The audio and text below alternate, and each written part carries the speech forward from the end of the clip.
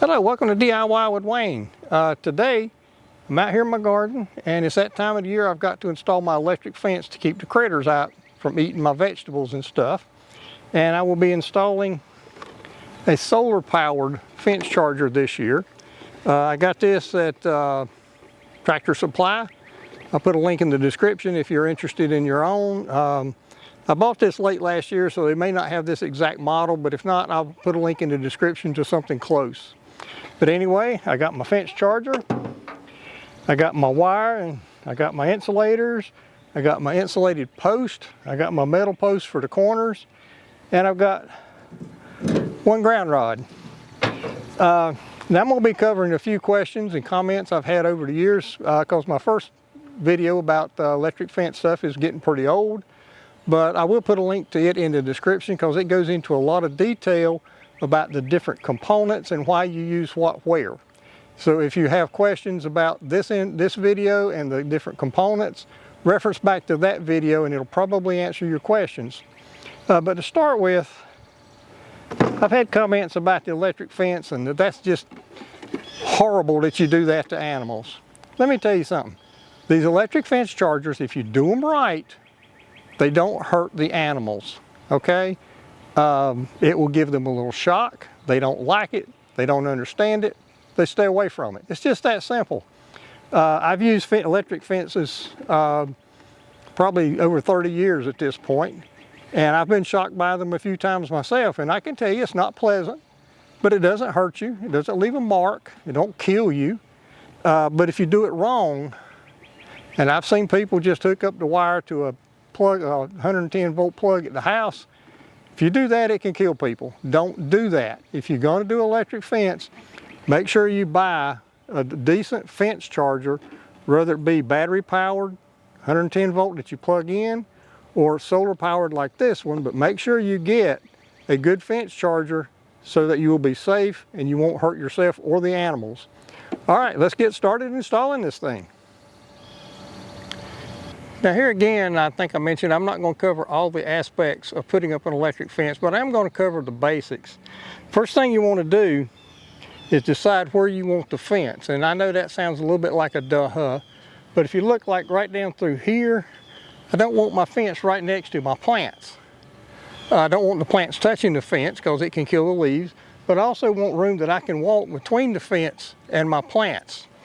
Same thing down through here next to my blackberries and my blueberries. I want to stay out away from them enough. And I also want to stay out away enough that the deer, which I have, can't really reach over it and not get shocked. So I'll come kind of close to that. But when you put up your fence, you need a sturdy post at the corners if you do one like I do, because I do the fiberglass insulated post down the line, but they can't handle being on a corner because they'll just bend over. So I always take one of these metal fence posts, drive it in the ground just outside of where I want my corner, and then I put a fiberglass rod right in front of it and brace the fiberglass rod to this metal one, and then I can put my normal insulators on there and it works very well. So this is where I want this one. Yep, so I'm gonna go ahead and drive it in the ground.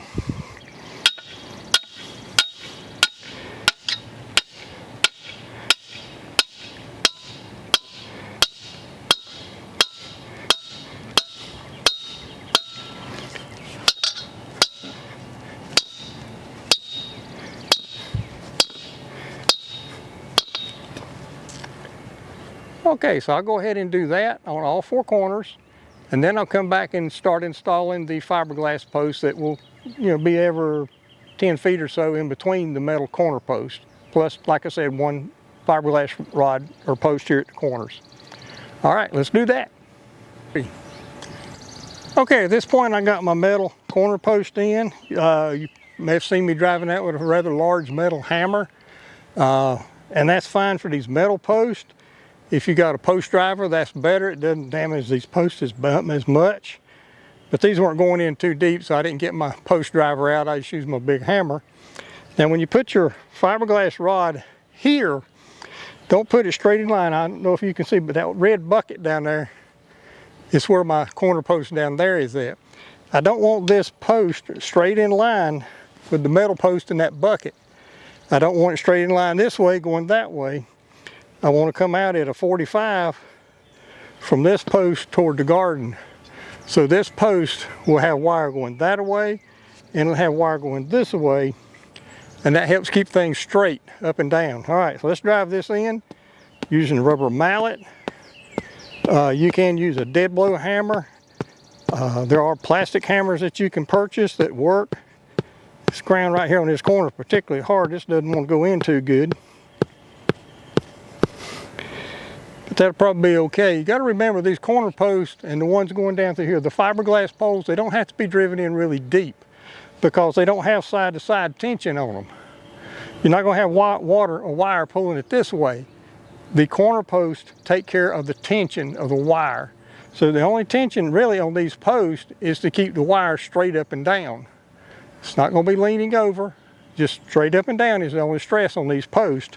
So they don't have to be real strong. They don't have to be really deep. They just need to be straight up and down and in a straight line between your metal poles at your corner, or your metal post at your corners.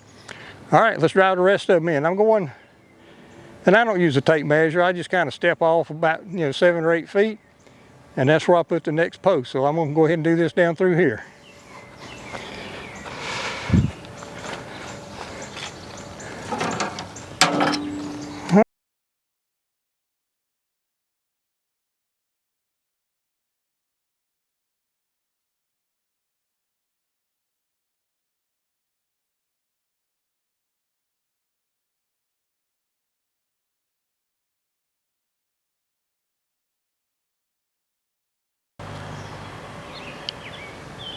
Okay, that looks like I got pretty straight. So I put this corner one in that will be braced by the metal corner post, and I'll have the rows, the posts up on this end, or this row.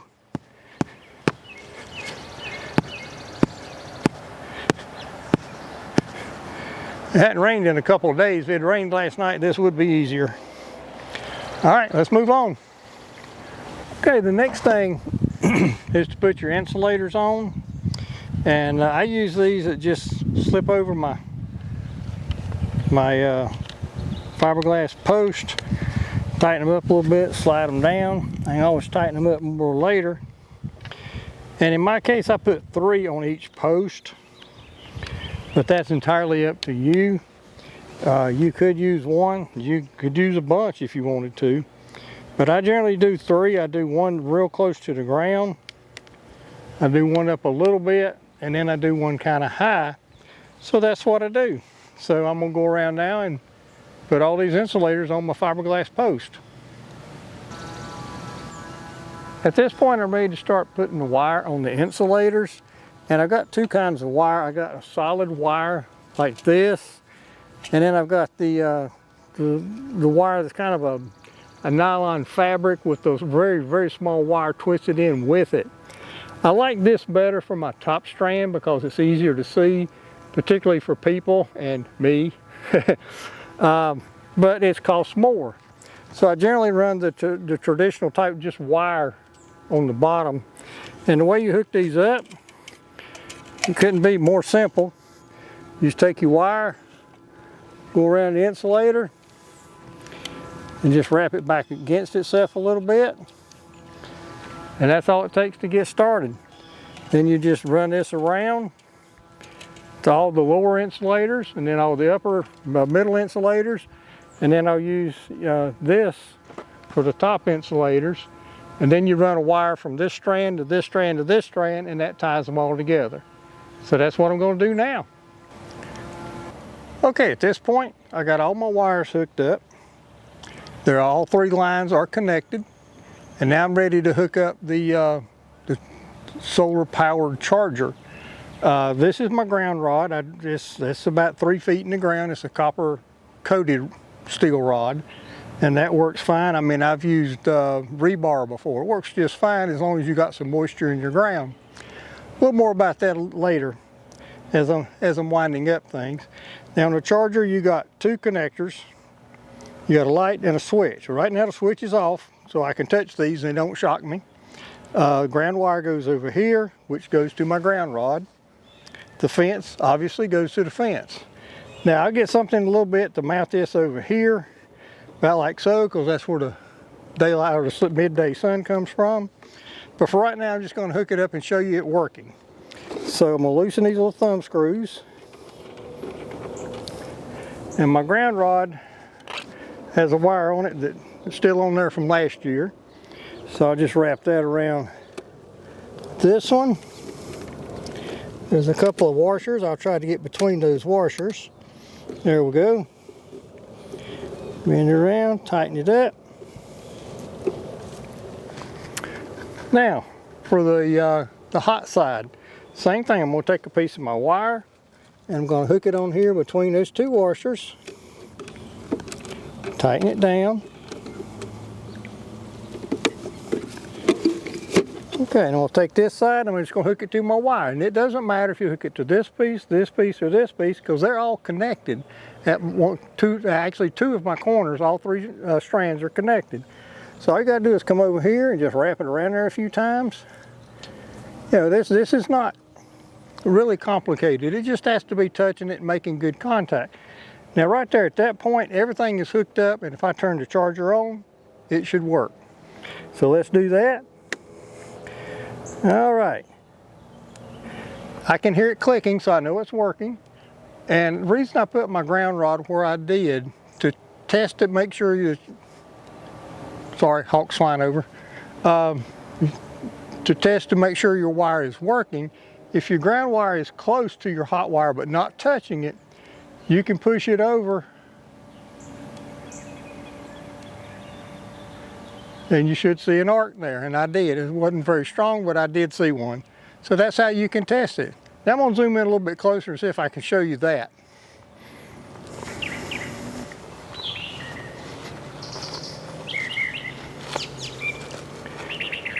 Okay, here we go. I'm not sure if you're going to be able to see this because I think my charger still needs to sit out in the sun some more. If you saw that little arc right there, that's what the animals will get. Let's see if we can do that again.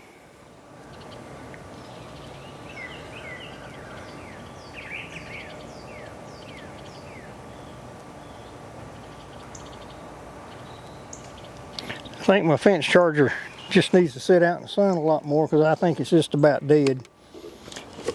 But anyway, that's how you can test it. And ordinarily you would see a better arc than that. So we'll let this thing charge up tomorrow and we'll see what it looks like.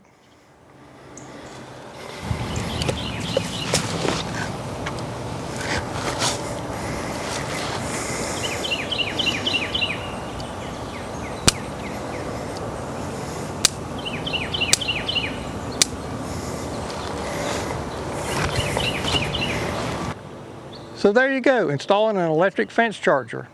Now this one wasn't fully charged up, so I couldn't get a good arc off of it, but I did hook up my old charger and I showed you the arc.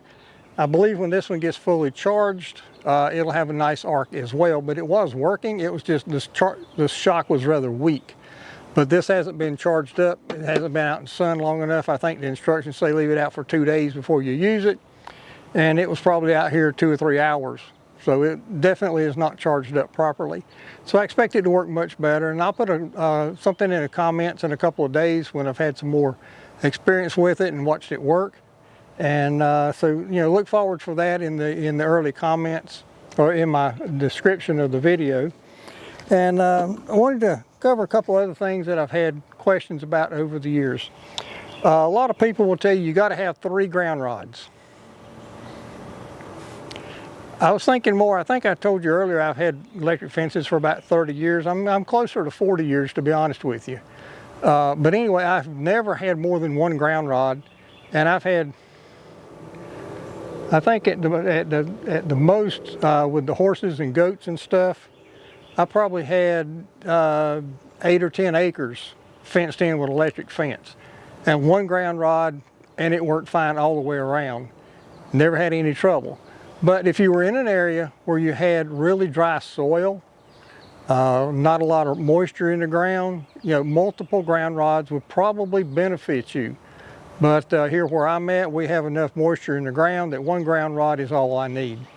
So, you know, if you put your fence up, you got 1 ground rod, it doesn't seem to be very strong in places, you know, add a ground rod. And I do have this turned off right now. But some people have asked about running a ground rod here. You can do that. I mean, a ground wire. You can do that. You just have to make sure that the wires that are ground and the wires that are hot don't touch each other. Because if they do, they'll ground each other out and the fence becomes ineffective. I've also had people ask if you can have just a straight line instead of a loop. That's not a problem. You can do that. You can literally set your charger here, put a post here, one wire across there, and with your ground wire, that would work just fine. It wouldn't be a problem. You don't have to have a loop. It can be one line going straight out and end. It would work just fine, no problem. As long as you got a good ground and a good charger and the wire's not getting grounded, it's going to work just fine for you. I've also had people ask about putting it on top of a fence because they have squirrels running on top of their fence around their backyard. I think that would be very difficult because in order for something to get shocked by this electric fence, they have to be touching the ground and the wire at the same time. That's why a bird can land on the wire and it doesn't hurt him. If you've ever seen, Duke Power or your power company's big power lines, there's several, thousands of volts on some of them. Birds can land on them, it don't hurt them. Don't do a thing to them because they're only touching the wire. They're not touching the wire and the ground. You have to be touching both for it to work. So if you're trying to put something on top of your fence, you just about have to run two parallel lines so the squirrel would have to touch both of them. And if he did that, he would definitely get shocked.